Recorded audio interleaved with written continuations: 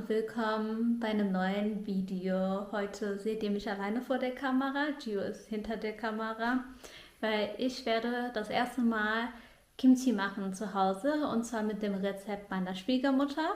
Es ist jetzt gleich schon 10 Uhr und ich bereite gerade den Chinakohl vor, damit ich den morgen gut marinieren kann und daraus dann später Kimchi wird. Und ich werde euch jetzt auch zeigen, was wir dafür alles gekauft haben. Und dann würde ich sagen, let's go. Ich gehe schon direkt mit unserem Chinakohl los. Und das ist ein Chinakohl hier aus Deutschland. Das ist, glaube ich, ein bisschen kleiner als der Chinakohl in Korea. Und ich werde den dieses Mal ein bisschen anders schneiden als sonst. Normalerweise schneidet man ja bis hierhin mit und reißt es auseinander. So.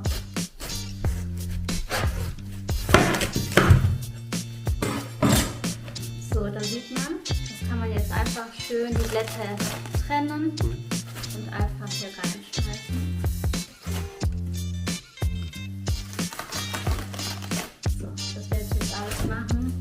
Und das, Leute, das wird auf keinen Fall weggeschmissen. Das schneiden wir jetzt in kleine Teile.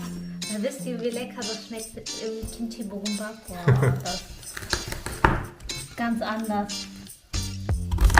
Kleine Stücke.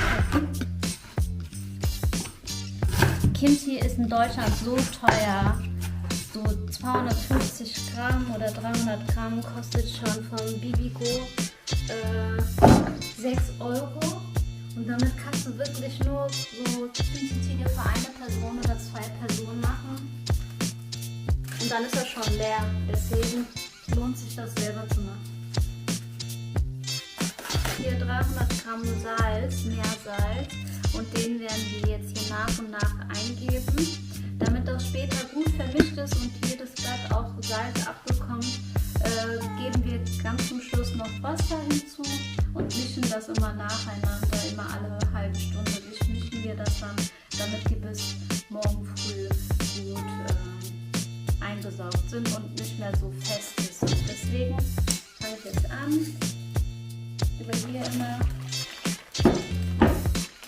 ein bisschen Salz hinzu.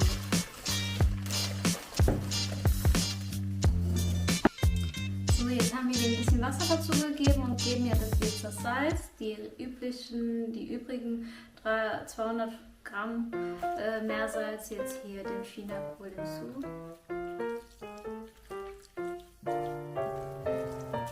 Und zwar, wie ihr seht, das waren 6 Chinakohlköpfe und das sieht gerade viel aus, aber es wird nach und nach weniger. Gio und ich werden alle halbe Stunde das jetzt hier nochmal komplett wenden, damit auch wirklich jedes Blatt genug Salz abbekommt.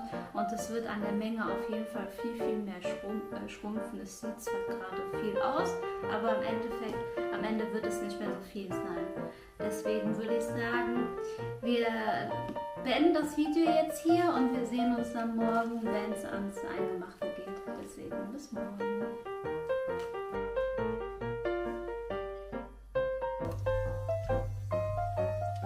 Wir haben den Chinakohl eben gewaschen und lassen den jetzt erstmal abtropfen. Währenddessen bereiten wir jetzt unsere Soße vor.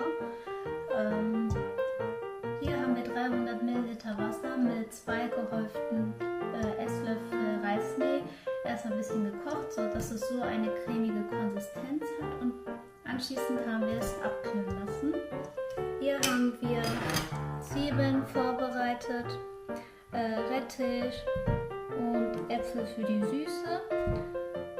Hier haben wir auch noch Frühlingszwiebeln und Ingwer, und das werden wir jetzt erstmal in den Blender geben und zerkleinern.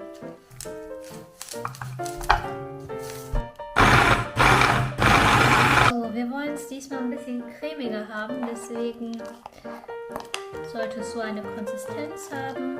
Wir pürieren alles nach und nach und geben es dann hier in die Reismehl-Wassermasse. Und das werden wir jetzt so weitermachen, bis wir jetzt hier alles püriert haben. Hier haben wir 100 Gramm gefroren gehackten Knoblauch und das geben wir nach und nach in die Masse ein. So, wir haben jetzt alles püriert und hier in die Masse eingegeben. Und dazu kommt jetzt erstmal 5 Esslöffel weißer Zucker. Zucker geben wir auch noch einen Esslöffel Salz hinzu. Fischsoße und geben 3 Esslöffel davon hinzu.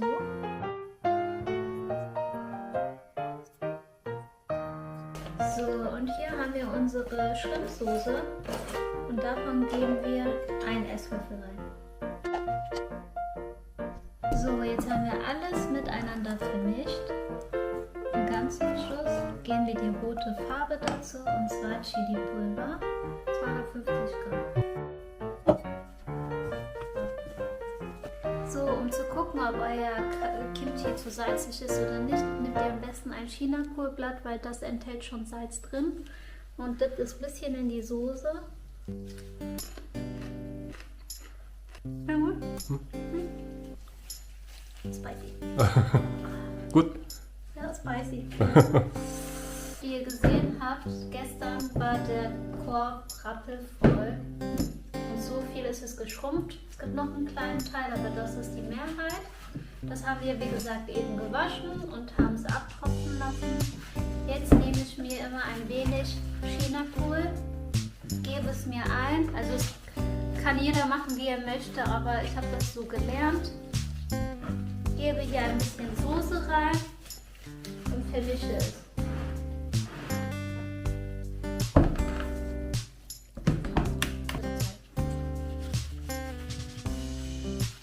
Am besten am Anfang nicht die ganze Soße verbraten, weil wir haben noch sehr viel Chinakohl. Hier haben wir unseren Container. Und hier geben wir unsere Blätter hinein. Und so machen wir weiter, bis alles mit Soße bedeckt ist. Das ist cool.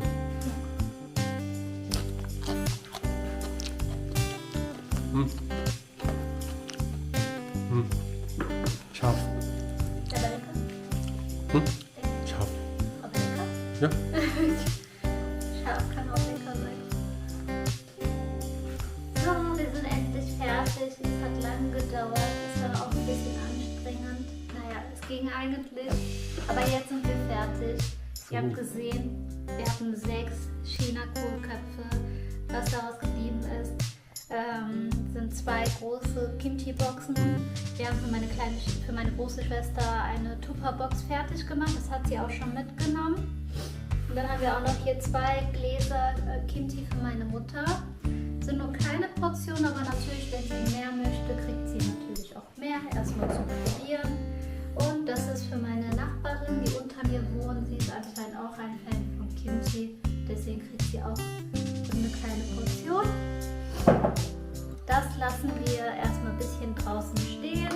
Und wir werden es dann später in unserem Kühlschrank lagern, beziehungsweise draußen, weil es auf unserem Balkon, weil es so kalt ist. Die genaue Anleitung, wenn ihr wollt, können wir die in die Infobeschreibung packen. Dann könnt ihr das Step by Step nachmachen. Das ist unser Rezept, deswegen jeder hat einen anderen Geschmack. Nicht jeder püriert das Gemüse so klein wie wir, aber wir wollten es diesmal so ausprobieren und euch einfach zeigen. So, und deswegen, wir werden jetzt erstmal was vorbereiten und dann auch unsere neuen Kimchi probieren. Das werdet ihr auch sehen. Deswegen bis gleich. 네, 지금 원래 수육을 하려고 했는데 원래 김장하면 수육하잖아요. 근데 제 와이프가 수육보다 이렇게 삼겹살 구워 먹는 게 더 좋대요. 그래가지고 다 이게 삼겹살 부위를 수육하려고 한 덩어리를 샀는데 다 이렇게 잘라서 이제 굽고 있습니다. So, hier haben wir unseren Kimchi, den wir heute gemacht haben. Dazu haben wir auch noch Fleisch gebraten. Haben hier noch Samjang. Hier sind auch noch so Knoblauchblätter, die Chios Oma eingelegt hat. Und Reis. Das ist unser simples Menü heute. Und das lassen wir uns heute schmecken.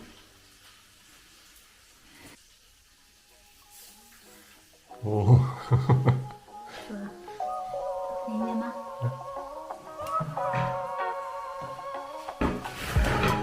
Spicy. Uiuiui.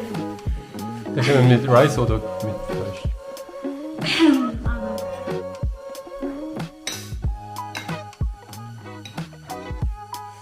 So.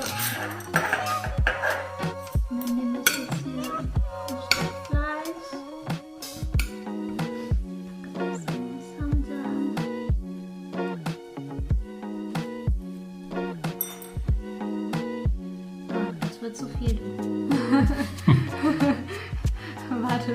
Lieber das Essen voneinander. Heiß. Schmeckt gut.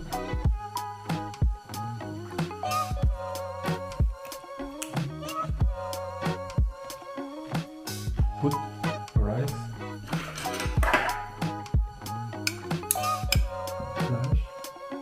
Fleisch. Oh. Amateur.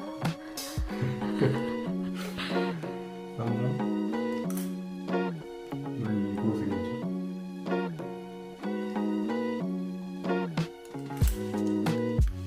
Wow.